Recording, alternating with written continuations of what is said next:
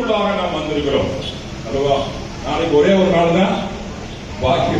31 கணக்கு 31 நைட் என்ன ஆயிரும்? All night service, watch night service நீங்க வந்துருவீங்க. ஆகினால இந்த வருடத்தினுடைய இறுதியில் இருக்கிறபடினால நம்மை சுத்திகரிப்பதற்கு, நம்மை தகுதிப்படுத்திக் கொள்வதற்கு இந்த காரியத்தை, இந்த வேத வசனத்தை நான் தேர்ந்தெடுத்தேன். அதாவது கெத்செமனேயில் இயேசுவோடு. சொல்லுங்க, என்னங்க இருக்கு? ஒரு டைம் சொல்லுங்க. இருக்கீங்களா? எத்தனை பேர் நான் கெத்செமனேயில் இயேசுவோடு இருப்பேன் சொல்றேன்? கொஞ்சம் அலையில சொல்லுங்க. ஆனா ஈஸி இல்லைங்க, இட்ஸ் வெரி டஃப். சில சமயத்துல நம்ம கணவனோடு இருக்கிறது என்ன இருக்குது? டஃப்பா இருக்கு. சில சமயத்துல மனைவியோடு இருப்பது டஃப்பா இருக்கு. இல்ல, பிள்ளைகளோடு இருப்பது டஃப்பா இருக்கு. சில சமயத்துல எங்க பாஸ்டோடு இருக்கிறது ரொம்ப டஃப்பா இருக்கு. ஆனா உங்க பாஸ்ட் எனக்கு அப்படி இல்லை, ரொம்ப இனிமையா பழகக்கூடியவர் அல்லவா? ஆகையினால அது இட் இஸ் நாட் ஈஸி. கெத்செமனேயில் இயேசுவோடு, pray with Jesus in Gethsemane அல்லவா? கெத்செமனேயோடு இயேசுவோடு ஜெபிப்பதற்கு ஆண்டவர் இன்றைக்கும் ஜனங்களை என்ன பண்ணுகிறார்? தேடிக்கொண்டிருக்கிறார். இன்றைக்கு அந்த நபராக நீங்களும் நானும் இருப்போம் என்றால், என்னுடைய குடும்பம், உங்களுடைய குடும்பம், உங்களை சார்ந்த நபர்கள், உங்களுடைய திருச்சபை, உங்களுடைய வேலை, உங்களுடைய எதிர்காலம் எல்லாமே ஒரு புது பொலிவை கடவுள் உங்களுக்கு என்ன பண்ணுவார்? கொடுப்பார். ஆனால் நடந்த காரியம், கெத்செமனேயில் இயேசுவோடு யாருமே என்ன பண்ணல? இல்ல. கரெக்டா சொன்னீங்க. கெத்செமனேயில் இயேசுவோடு யாருமே இல்லை. சில சமயத்துல நீங்க பாருங்க, எல்லாரும் இருப்போம். மனைவி இருப்பாங்க, கணவன் இருப்பாரு, பாஸ்டர் இருப்பாரு, விசுவாசி இருப்பாங்க, ஃப்ரெண்ட்ஸ் இருப்பாங்க, எல்லாம் செல்போன் இருக்கும் பக்கத்துல, அதுல கேட்டுருப்போம், எல்லாம் இருக்கும். ஆனா உலகத்துல ரொம்ப தனிமையா இருக்கிற மாதிரி ஃபீல் வருதா வரலையா? உண்மையா சொல்லுங்க. இயேசு நம்மோடு இருக்கிறார், நம்ம சொல்றோம். சில சமயம் என்னடா உலகம், யோசிச்சு பாருங்க. இந்த உணர்வு உங்களுக்கு மாத்திரமல்ல, ஆண்டவராகிய இயேசு கிறிஸ்து இந்த உலகத்தில் வாழ்ந்த பொழுது அவர் தனித்து விடப்பட்டார், அவர் தனிமையானார். அவரை புரிந்து கொள்வதற்கு ஒருவரும் இல்லை. அவர் தேவ சமூகத்தை தேடி போனார். அதற்காக அந்த தேவ சமூகத்தோடு இருப்பதற்கு சிலரை துணைக்கு அழைத்துக் கொண்டு போனார். ஆனால் அவர்களும் அவரோடு இல்லை. அருமையான தேவனுடைய பிள்ளைகளே, கெத்செமனே என்ற வார்த்தையின் அர்த்தம் ஆழமானது. இது எபிரேய மற்றும் அரேபிய மொழியிலிருந்து வந்தது. இது டைரக்டான இது கிடையாது. அதனுடைய அர்த்தம் என்னவென்றால் ஆயில் பிரஸ், அதாவது எண்ணெய் பிழியக்கூடிய ஒரு இடம். எண்ணெய் பிழியக்கூடிய ஒரு இடமாக அதனுடைய இடம். இது இந்த தோட்டம் எங்க இருக்குது என்றால், அந்த கெத்செமனேக்கு அருகிலே இந்த தோட்டம் இருந்தது. எண்ணெய் பிழியக்கூடிய இடத்திற்கு பக்கத்தில் அந்த தோட்டம் இருந்தது. இந்த எண்ணெய் எதிலிருந்து பிழிவார்கள் என்றால், ஆலிவ் உடைய அந்த பழத்திலிருந்து அந்த எண்ணெயை என்ன பண்ணுவார்கள்? அவர்கள் பிழிவார்கள். இந்த ஆலிவ் பழங்களை சேகரித்து பெரிய கற்களை கொண்டு என்ன பண்ணுவார்கள்? அவர்கள் பிழித்து என்ன பண்ணுவார்கள்? எடுப்பார்கள். சும்மா சாதாரண எடுக்க முடியாது, அதை பயங்கரமா பிழியும். அதனுடைய ஆவிக்குரிய அர்த்தம், இந்த இடத்திற்கும் பெயருக்கும் ஒரு ஆவிக்குரிய அர்த்தம் அங்கு இருக்கிறது. இயேசுவுக்கும் அந்த இடத்திற்கும் நெருங்கிய தொடர்பு என்ன பண்ண இருக்கிறது. என்ன தொடர்புனா நசுக்கப்படுதல். என்ன அர்த்தம்? இயேசுவானவர் கெத்செமனேயில் என்ன பண்ணப்பட்டார்? நசுக்கப்பட்டார். கிரஷிங், ஆங்கிலத்தில் சொல்வது என்னது? கிரஷிங். அருமையான தேவனுடைய பிள்ளைகளே, நம்முடைய வாழ்விலே நாம் நசுக்கப்படும் போது விலையுயர்ந்த எண்ணெயாக அது உருமாற்றம் அடைய வேண்டும். இயேசு பிதாவின் சித்தத்திற்காக என்ன பண்ணினார்? தன்னை அர்ப்பணித்த பொழுது அங்க அவர் என்ன பண்ணப்பட்டார்? பட்டார். அவர் என்ன பண்ணப்பட்டார்? இயேசு கெத்செமனேலுக்கு போய் ஜெபம் பண்ணுவீங்களா? இந்த கெத்செமனே உங்களுக்கு வேணுமா? என்ன பாஸ்டர், ஏதோ நல்ல தீர்க்க தரிசனம் சொல்லுவீங்க, ஆசீர்வாதம் இருப்பீங்கன்னு சொல்லுவீங்க. சொன்னா இயேசுவோடு நீங்க என்ன பண்ண போறீங்க? நசிக்கப்படணும். இயேசு என்ன பண்ணாரு? நசிக்கப்பட்டார். அவருடைய ரத்தம், வியர்வை, உலகத்தினுடைய அத்தனை பாவமும் என்ன பண்ணது? அவர் மேல என்ன பண்ணப்பட்டது? மேலே சுமத்தப்பட்டு அவர் நசுக்கப்பட்ட கூடிய அனுபவத்தை கண்டு. இப்ப உங்க ஊர் பக்கத்தில் நசுக்கப்பட்டாங்க சில பேர். எத்தனை பேர் இருந்தாங்க? அவங்க ரசிகளை தான் தப்பா எடுத்துக்காங்க. ஒரு கூட்டத்தில் நசுக்கப்படும் பொழுது இப்படி ஒரு காரியம் நடக்குமானால் உலகத்தினுடைய அத்தனை பேரும் இயேசுவின் மேல விழுந்தால் என்ன? நான் விழுந்து, பாஸ்டர் விழுந்து, நீங்க விழுந்து, நமக்கு இனி வரக்கூடிய சந்ததிகள் எல்லாம் விழுந்து எல்லாரும் இயேசுவின் மேல் விழுந்தால் அவர் என்ன ஆவார்? யோசிச்சு பாருங்க. அப்படிப்பட்ட பாரம் இயேசுவின் மேல் என்ன பண்ணப்பட்டது? வைக்கப்பட்டது. அதுதான் கெத்செமனேயிலே இயேசுவோடு நசுக்கப்படுகிற ஒரு அருமம். அருமையானவர்களே, கசப்பான ஆடு, அந்த ஆடி மரம் கசப்பு ஆக்சுவலி அது. ஆனால் அது நசுக்கப்பட்டால் என்ன ஆகும்னா சுத்தமான எண்ணெயாக அது என்ன பண்ணும்? மாறும். அச்சா, கசப்பை ஏற்றுக்கொள்ள இயேசு கெத்செமனேவில் தம்மை என்ன பண்ணினார்? பிடிந்தெடுத்தார் என்று வேதம் சொல்லுகிறது. அருமையானவர்களே, வாழ்க்கையில சில சமயங்களில் நமக்கு என்ன வரும்? வேதனைகள், நெருக்கங்கள் நிறைந்து நாம் பிழியப்படக்கூடிய ஒரு அனுபவம் தான் என்னது? வாழ்வின் சூழல், லைஃப் ஸ்டைல். லைஃப் ஸ்டைல் வந்து எப்பவுமே என்ன பண்ணக்கூடாது? ஒரே மாதிரி இருக்காது. காலை எப்படி இருக்குது? விடிய காலையில் எப்படி இருக்கு? லைட்டா பனி இருக்கிற மாதிரி. அதுக்கப்புறம் கொஞ்சம் சூரியன் வருது. அதுக்கப்புறம் மத்தியானம் ஏண்டா இவ்வளவு வெயில் அடிக்குது, நம்ம என்ன பண்றோம்? வளர்ந்துடும். அப்புறம் நைட்டு வந்து கரண்ட் கொஞ்சம் நல்லா இருட்டாயிருச்சுன்னு நினைக்கிறோம் அல்லவா? இப்படிப்பட்ட இயற்கை சூழல் இருக்கும் பொழுது மனித வாழ்வில ஏற்ற தாழ்வுகள், நெருக்கங்கள், பாடுகள், அவமானங்கள், நிந்தனைகள், பற்றாக்குறைகள், இது என்ன பண்ண முடியாது? நாம் தவிர்க்க முடியாது. ஆனால் வேதம் நம்மிடத்துல நசுக்கப்படும் பொழுது என்ன தெரியுமா? ஒரு பெரிய பொக்கிஷத்தை நம்மிடத்துல அது கொண்டு வருகிறது என்று வேதம் சொல்லுகிறது. அருமையானவர்களே, கசந்த மாறா மதுரம் ஆகும், கொடிய யோர்தான். இன்றைக்கு கசந்த மாறாவோடு அநேக சூழ்நிலைகளில் நீங்கள் நசுக்கப்பட்ட அனுபவத்தோடு உங்களுடைய வாழ்விலே போராடி கொண்டிருக்கலாம். ஐயா, 2025 வந்துவிட்டது, இன்னும் என்னுடைய வாழ்விலே ஒரு முன்னேற்றம் இல்லை. ஐயா, நான் எதிர்பார்த்த காரியங்கள் என்ன பண்ணவில்லை, இன்னும் 2 நாள் தான் இருக்கியா, இன்னும் இந்த கடன் பிரச்சனை என்ன பண்ணல தெரியல. ஐயா, டாக்டர் என்னை பத்தி என்னென்னமோ புதுசா என்ன சொல்றாங்க, செக் பண்ணி என்னென்னமோ சொல்றாங்க அல்லவா?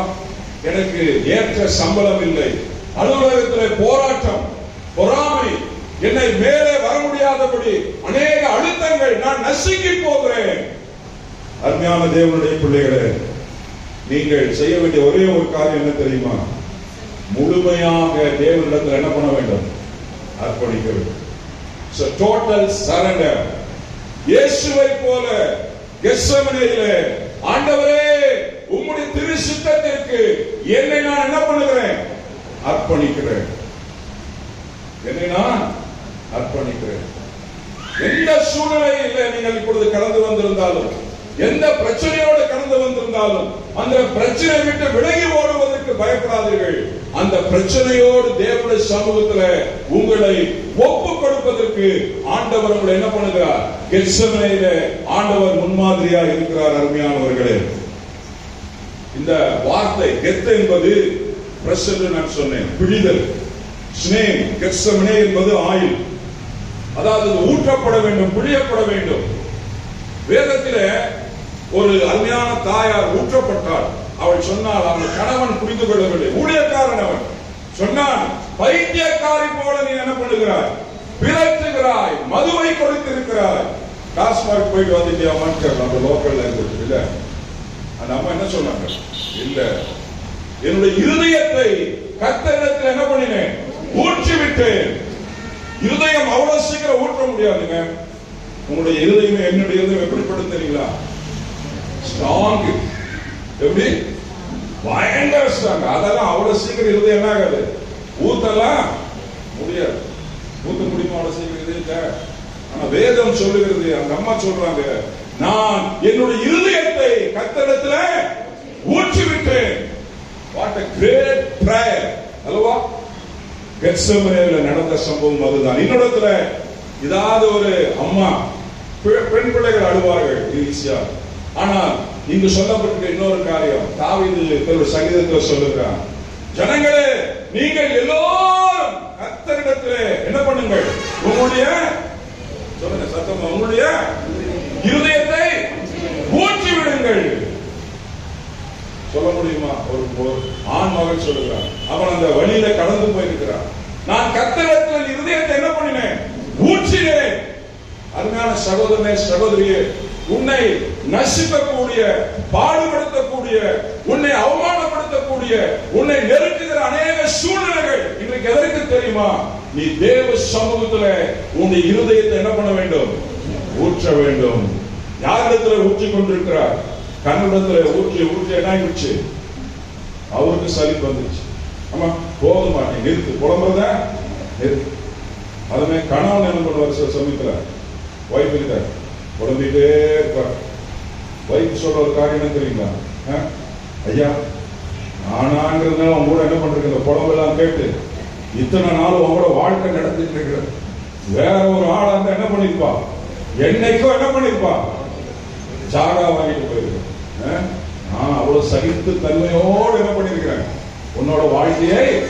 இது வயசு வருஷா அவரு கூட சமுதிரம் அப்படி சொல்ற, இல்லம்மா ஏமாற்றம் மாட்டல அவங்ககிட்ட, வேற யாராவது உனக்கு மாட்டிருந்தா அவ்வளவுதான் உன் நிலைமை. சொல்றமா இல்லையா?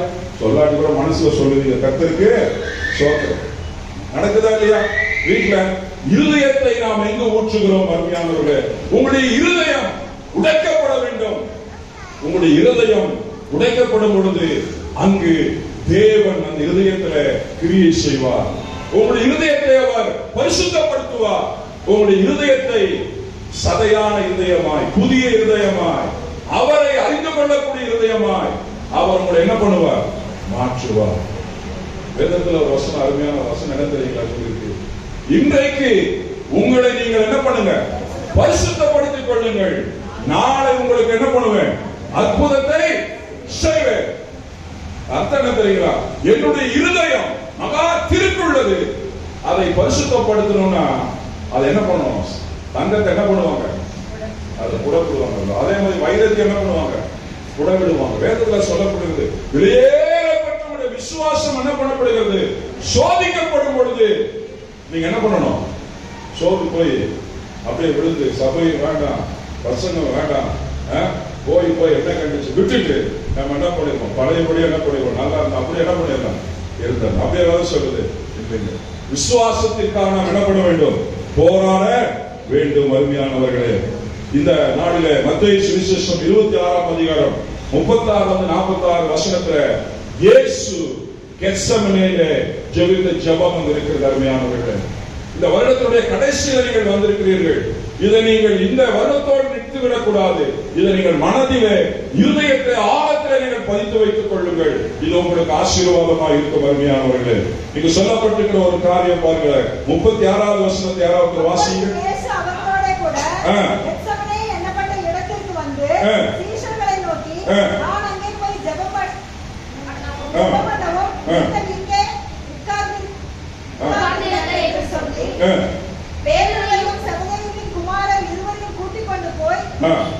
ஓகே ஓகே, இங்க பாருங்க, ஆண்டவர் கெத்செமனேல என்ன பண்றாரு, ஒரு கூட்டத்தையா கூட்டிட்டு போனாரு இல்ல, ஒரு சின்ன கூட்டத்தை தான் கூட்டு போனாரு. பிரேயர் எங்க கூட்டு போனாரு, கெத்செமனே. அதுல கூட்டிட்டு போன கூட்டத்துல எத்தனை பேரை கூட்டிட்டு போறாரு? அப்புறம் 2 பேரா 3 பேரா? கரெக்டா சொல்லுங்க. இயேசுவோடு எத்தனை பேரை கூட்டு போறாரு? 3 பேரா? நல்லா வாசிங்க. மொத்தம் எத்தனை பேரு? மொத்தம் 3 பேர். 3 பேரை மாத்திரம் எங்க கூட்டு போறாரு, கெத்செமனேக்கு கூட்டு போறாங்க. தண்ணி வச்சுட்டு வா ஜெபம் பண்ணலாம் கூட்டு போறாரு. அடுத்தது புரிஞ்சுக்கணும், ஜெபிப்பதற்கு நிறைய ஆட்கள் என்ன பண்ண மாட்டார்கள், வரமாட்டாங்க.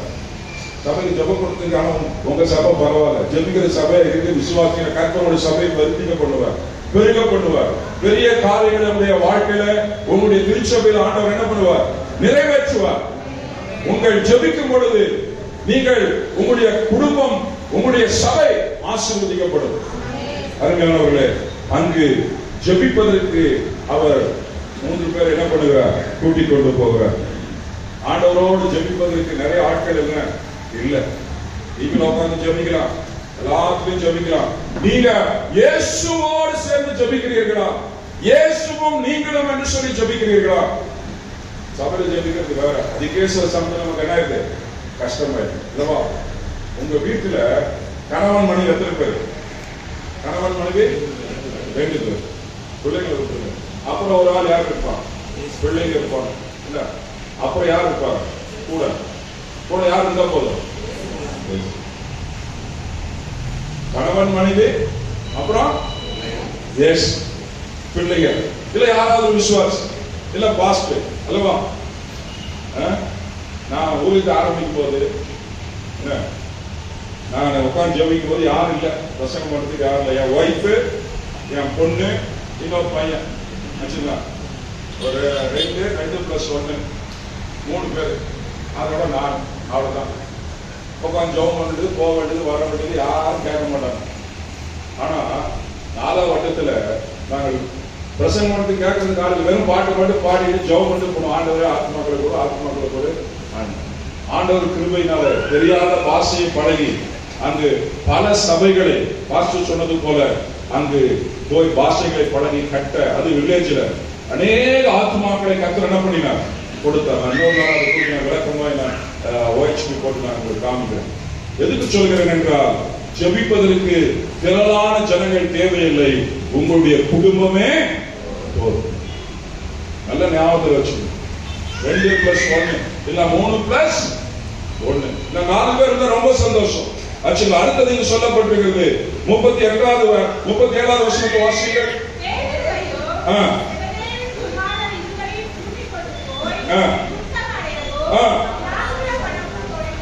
What a great prayer பாருங்க. துக்கமடையவும் வியாகுலப்படவும் என்ன பண்ணினார்? என்னைக்கா நம்ம அப்படி ஜெபம் பண்ணிருக்கிறோமா? துக்கமடையவும் வியாகுலப்படவும் அடிச்சுட்டு அழுகிறது அது மாத்திரம் நம்ம அப்படிதான். வியாகுலங்கிறது சொல்ல முடியாத துக்கம், வெளி பண்ண முடியாத ஒரு காரியம், எமோஷனல். அவ்வளவு துக்கம், கண்ணீர் தாரை தாரையாக அல்லவா? சொல்ல முடியாத துக்கம் அல்லவா? நாம் பிரியமானவர்களை இறந்து போகும் பொழுது துக்கத்தை என்ன பண்ண முடியாது? கட்டுப்பிடிச்சு கொள்ளவே முடியாது. போன வாரம் 2 வாரத்துக்கு முன்னாடி சபைக்கு ஒரு அருமையான ஒரு சகோதரி மணி அவர் பின்னாடி உட்கார வச்சு நிறைய கூட்டிட்டு போனார். சிஎம்சியில் அவங்க ஸ்டாஃப் பின்னாடி உட்கார்ந்து இருக்காரு பைக்ல. வீட்டுல சும்மா ஜஸ்ட் பாசிங் த ரோடு அவ்வளவுதான். அது நம்ம ஏற்ற மாதிரி அந்த கார் லைட்டா அந்த பைக்குடைய கண்ணாடி 2 இடிச்சதுல நம்ம இப்ப சாயந்தரம் சைட்ல அந்த பஸ்ல தலை கட் பண்ணி தலை தனியை கழிச்சு பண்ண முடிஞ்சு ஒண்ணு அங்கே இறந்துட்டாங்க. யோசிச்சு பாருங்க, நம்முடைய வாழ்வில அவர் அழுது என்ன தெரியுமா? ஐயோ என் தெய்வமே, என் குலமே, கோத்திரமே. கிறிஸ்டியன் தப்பு கிடையாது. He expressed his all emotion. அவரை நான் போய் கட்டுப்படுத்தவே முடியல. He's a good man, he's a strong man. ஆச்சுங்களா? அதுக்கு அப்படி அழும் நான் சொல்லவில்லை. நம்முடைய தேவ சமூகத்துல நம்முடைய இருதயங்கள் அப்படிப்பட்ட காரியங்களுக்காக, சில காரியங்களுக்காக நாம் அப்படியாக தேவ சமூகத்துல என்ன பண்ண வேண்டும்? மன்றாட வேண்டும். It's not a formal prayer. It is a Gethsemane prayer. அருமையான தேவனுடைய பிள்ளைகளே, உங்களுடைய வீட்டில் உங்களுக்கு தனி இடம் இல்லை என்றால் உங்களுக்கு சபை இருக்கிறது அல்லவா? சபையில வந்து நீங்க ஜெபிக்கலாம். இல்ல எங்கேயாவது இடத்தை தேடி அந்த இடத்துல நீங்கள் தேவ சமூகத்தில் உட்கார்ந்து உங்களுடைய மனம் தீர மட்டுமாக, வழி தீர மட்டுமாக தேவ சமூகத்தில் உங்களுடைய இதயத்தை என்ன பண்ண வேண்டும்? ஊற்ற வேண்டும். அதுதான் இங்க சொல்லப்பட்டிருக்கிறது. என்ன சொல்லப்பட்டிருக்கிறது? துக்கமடையவும் துக்கம் யாரோட வந்து கவலைப்படாதீங்க. We have to convert that one as a prayer. அதை நீங்க என்ன பண்ணணும்? பிரேயராக உங்க துக்கத்தை, வியாகுலத்தை நீங்கள் சிறந்த ஜெபமாக என்ன பண்ண வேண்டும்? மாற்ற வேண்டும். அருமையானவர்களே, அடுத்ததாக 38வது வசனத்தை வாசிங்க. ஆத்துமா மரணத்துக்கு ஏதுவான துக்கம் கொண்டிருக்கிறது. பாருங்க, பாருங்க எப்படிப்பட்ட துக்கம்? மரணத்துக்கு ஏதுவான துக்கம். உங்களுக்கு எனக்கு அப்படி இருக்கா? இல்ல பிரதர், நீங்க வீட்டுக்கு வாங்க பிரதர், பாஸ்டர் பசங்க மட்டும் கேட்டு வீட்டுக்கு வாங்க, உங்க கதையை ஜோடி என்ன பண்ண சபைக்கா போற ஜோடி என்ன பண்ணிடும் முடிச்சிடும், அவ்வளவுதான், நீ எவ்வளவுக்கு அவ்வளவுதான் அப்படின்னு வீட்டுல கத்தியோட 10 பேர் நின்றுருக்கான்னு வைங்க, உங்க உங்க உங்க இது எப்படி இருக்கும்? அது வேண்டாம் பாஸ்டர், நீங்க நைட் வரைக்கும் ஜாப் பண்ணிட்டே இருக்கு, நான் வீட்டுக்கு பக்கமே என்ன பண்றது இல்லை, நாம சரியான ஒரு சேஃப்டியான இடத்துல இருக்கிறோம். ஆனால் சில இடங்கள்ல மிகவும் பிரச்சனைக்குரிய இடமாக இருக்கு, என்ன பண்ணப்பட்டிருக்கிறது, மாறிக்கொண்டிருக்கிறது. சிந்தித்து நீங்க என்ன பண்ணணும், போடணும். எமோஷனை கொண்டு போய் கட்டணம் போய் என்ன பண்ணிடாதீங்க, எல்லா கட்சிக்கும் உட்காந்துப்பாங்க, எச்சரிக்கையா. அச்சா, இது சொல்லப்பட்டிருக்கிறது, என் ஆத்துமா என்ன பண்ணப்பட்டிருக்கிறது, மரணத்துக்கு எதுவான துக்கம் கொண்டிருங்க. அப்ப வாசிங்க, நீங்கள் என்னோடு தங்கி என்ன பண்ணுங்க, விழித்திருங்கள். விழித்திருக்கிற ஜபங்கிறது நான் சொன்னேன், வியாகுலப்படணும், துக்கப்படணும், இயேசுவோடு கெத்செமனேல போய் பிரியப்படணும். அடுத்தது என்ன பண்ணணும், அவரோடு என்ன பண்ண பண்ணிருக்கணும், விழித்திருக்க வேண்டும், விழித்திருக்க வேண்டும். விழித்திருப்பது என்பது அலர்ட்.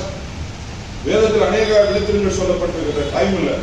ஆண்டவர் சொல்ல, திருடன் வருகிற விதமாக நான் என்ன பண்ணுவேன், வருவேன், ஆகினால என்ன பண்ணுங்க, விழித்திருங்கள் சொல்லிருக்க.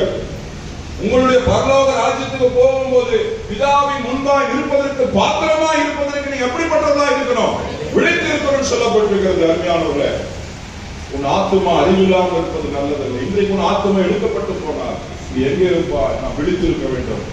அருமையானவர்களே, என்னுடைய மரணம் எப்பொழுது சந்திக்கும் என்று எனக்கு பிறப்பு சொல்லிட முடியும், இறப்பு சொல்லவே முடியாது. விழித்திருங்கள் என்று ஆண்டவர் என்ன பண்ணுகிறார், சொல்லுகிறார். அருமையான தேவனுடைய பிள்ளையே, உன்னுடைய வாழ்விலே we should be alert.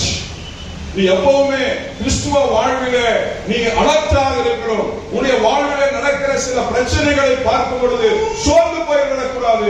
ஆண்டவர் ஏதோ ஒரு நோக்கத்தோடு இந்த காரியத்தை இந்த வாழ்க்கையில் என்ன பண்ணியிருக்கிறாரு, அனுமதித்திருக்கிறார். பிசாசோட ஆண்டவர் சிறியவரா?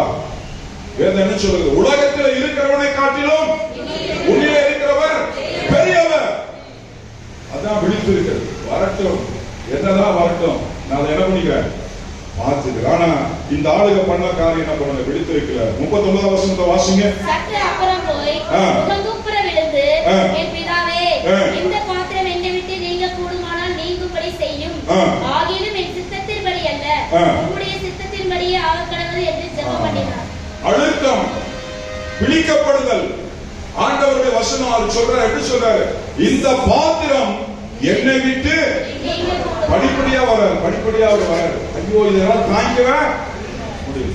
நம்ம சொல்றோம், ஆண்டவரே இதெல்லாம் தாங்கிக்கவே பாஸ்டே, கன்னடத்துல சொல்றோம், பாஸ்டே நன்னி சகிச்சுக்கொள்ள ஆகல. ஏழு தேவர் இஷ்டு தொந்தரவு படுத்தாங்க, தேவர் தொந்தரவு கொடுக்கிறாங்க. என்ன சகிக்கிற பகலா தொந்தரவு பாஸ்டர், தேவர் கடை திரிக்கணும் மேல எனக்கு பகலா தொந்தரவு தொந்தரவு அல்லவா. இயேசு சுவாமி கும்பிடுற வரைக்கும் திரும்பாத வரைக்கும் எந்த பிரச்சனையுமே ஒரே பிரச்சனை தான் இருக்கும், அது வேற சமாதானம் இல்லாம இருக்கும். இயேசு சாமிக்கு சமாதானம் கிடைக்கும். பாவம் மன்னிப்பு நிச்சயம் சமாதானம் கிடைச்சவங்க கை கொடுங்க. எனக்கு இயேசுசாமி சமாதானம் கொடுத்திருக்காரு. சமாதானம் என்ன தெரியுங்களா, உலகம் கொடுக்கிற சமாதானம். என்ன வந்தாலும் சரி, என் ஆண்டவராக இயேசு கிறிஸ்து என்ன பண்ணிக்குவாரு, பார்த்துக் கொள்வார். ஹல்லேலூயா.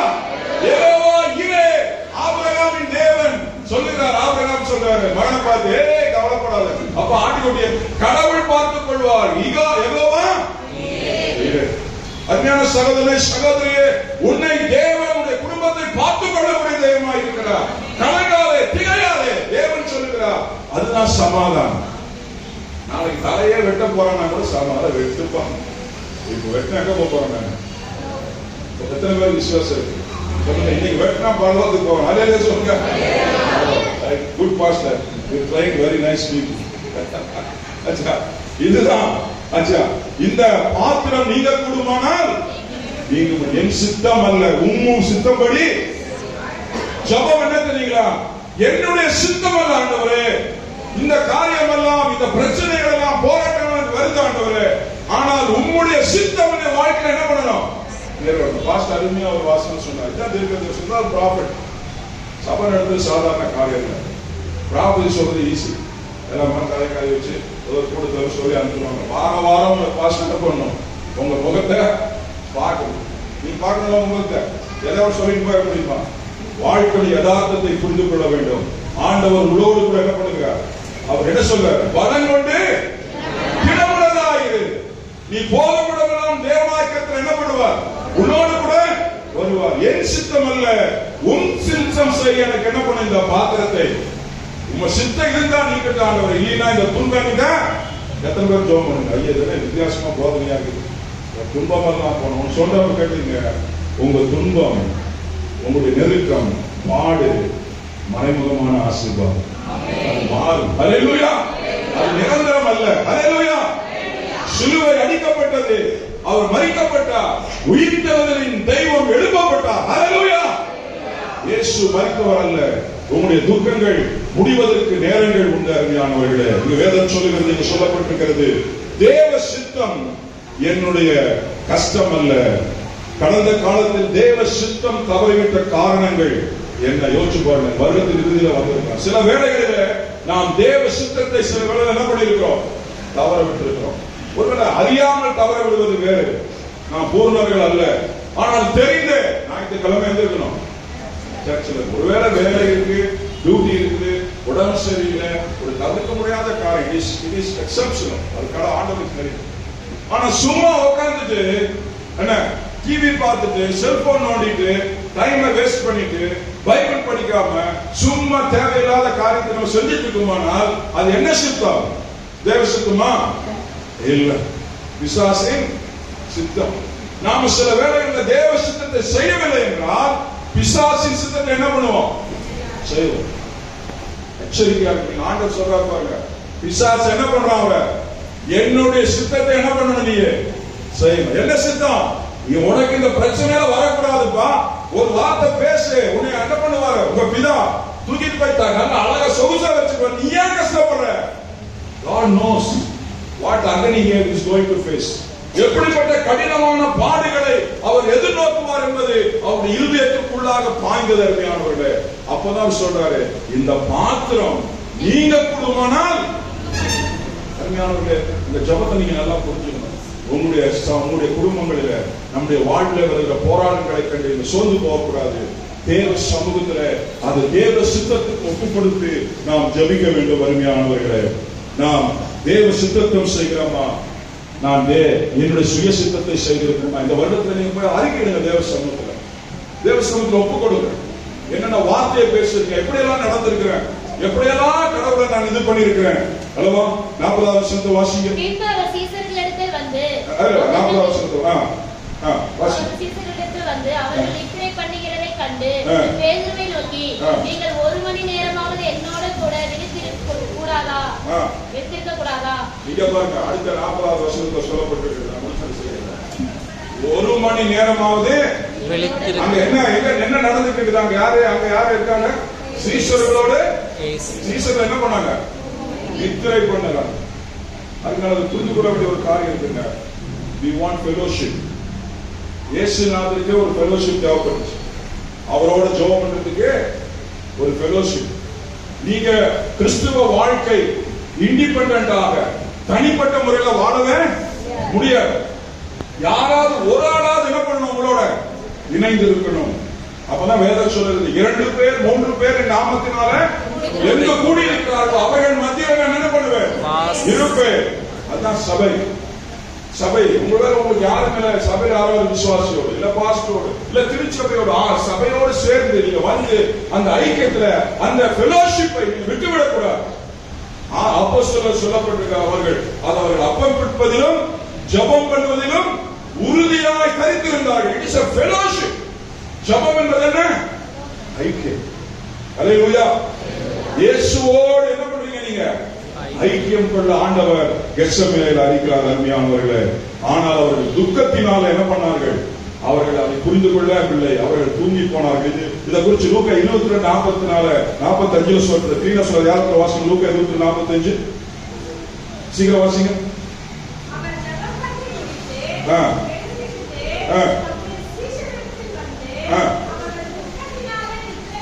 துக்கத்தினால என்ன பண்ணாங்க? நித்திரை. அருமையான தேவனுடைய பிள்ளைகளே, நமக்கு துக்கம் வருவது இயற்கை. துக்கம் வரும், துயரம் வரும், நாம் அதுல மூழ்கி போய்விடக் கூடாது. ஹல்லேலூயா.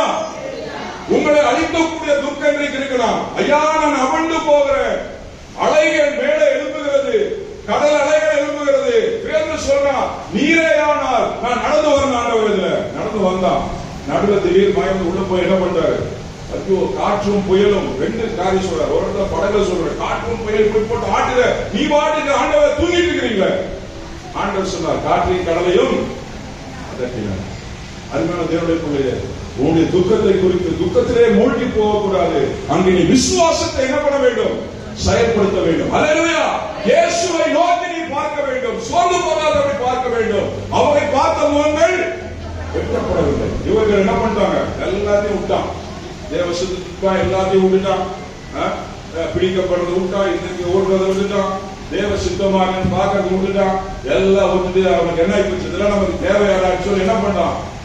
தூங்க ஆரம்பிச்சான். அருமையானவர்களே, அதுக்குதான் ஆண்டவர் சொல்றார், விழித்து இருந்து ஜெபம் பண்ணுங்கள். அடுத்தது 41வது வசனத்தை வாசிங்க.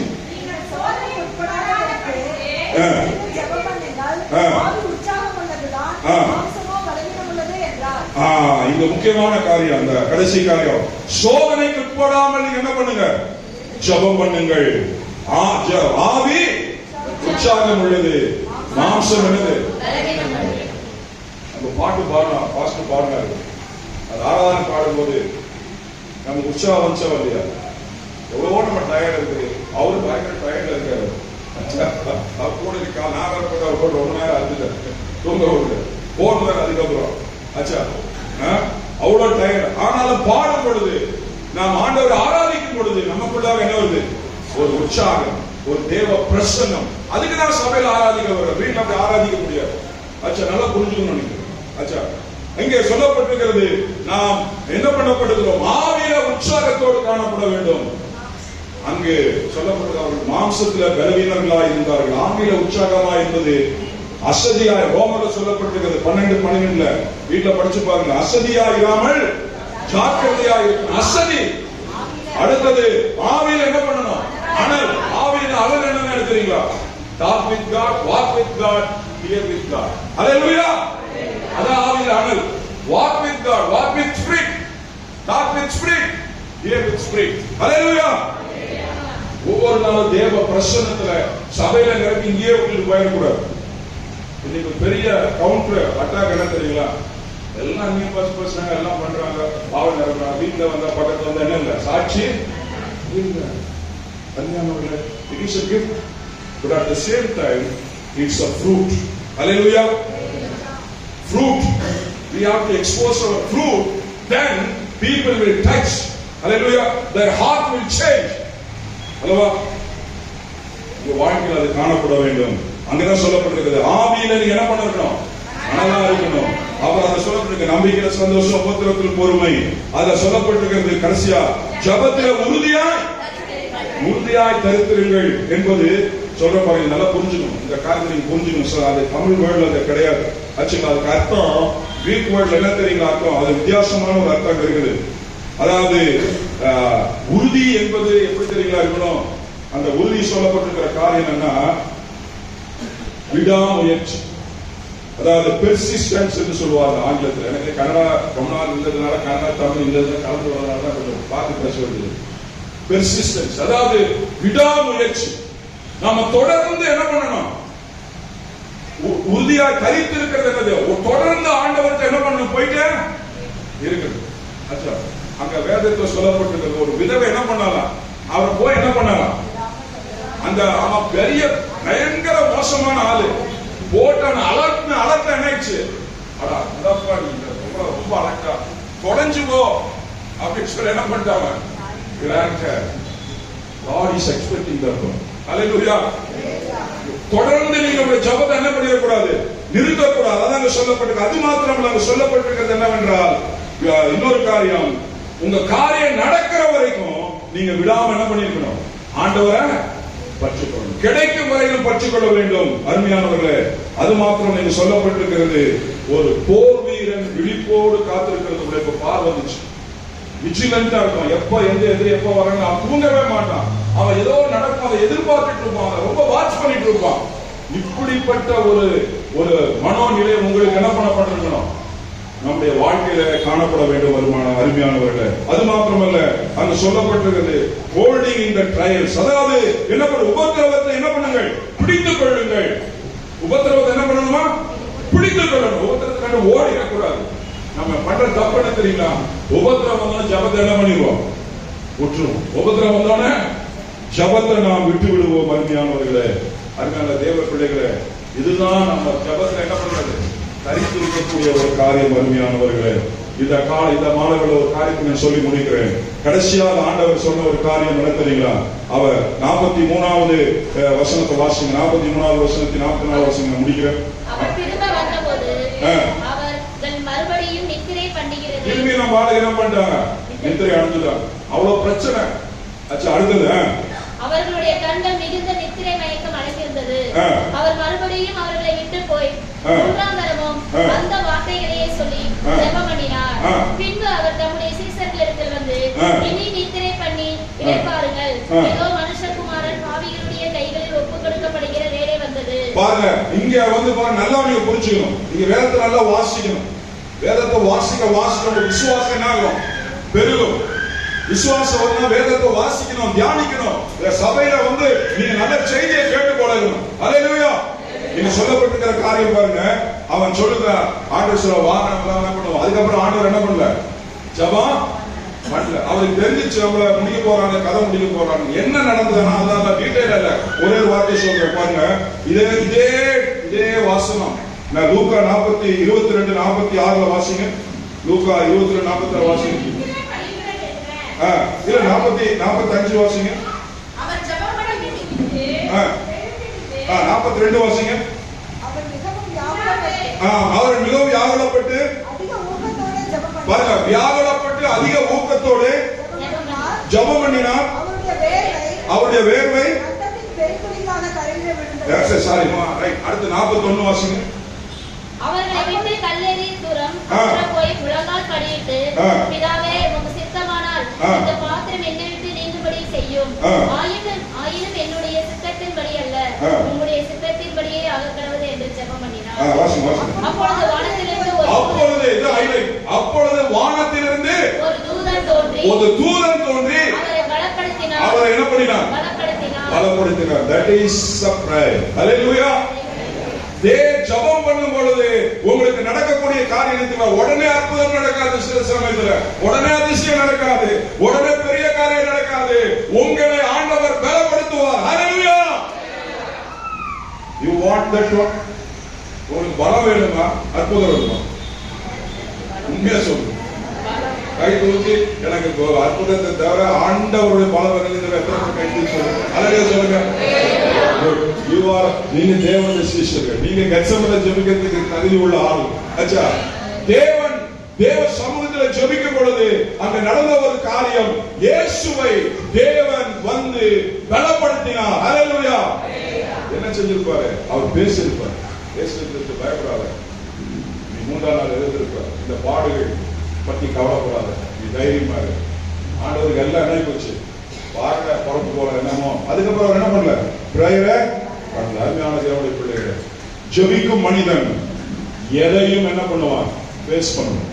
ஜெபிக்கிற மனிதன் எதையும் என்ன பண்ணுவான், எதை வந்தாலும் சமாளிப்பான். ஜெபிக்கிற மனிதன் தேவனோடு அவன் இசைந்திருப்பான். எப்படி இருப்பான், தேவனோடு அவன் இசைந்திருப்பான். அவனை எதுவும் என்ன பண்ணாது, பிரிக்காது. ரோமர் 8:25-39 வசனத்துல இருக்குது, கர்த்தருடைய அன்பை விட்டு என்னை நிறைய இருக்கு, சொல்றதுக்கு டைம் இல்ல. ஆச்சுங்களா? ஜெபிக்கிற மனிதனிடத்துல விசுவாசம் என்ன பண்ணும், பெருகும். ஜெபிக்க மனிதனிடம் அவர் என்ன பண்ணுவார், சூழ்நிலைகளை என்ன பண்ணுவார், மாற்றுவார்.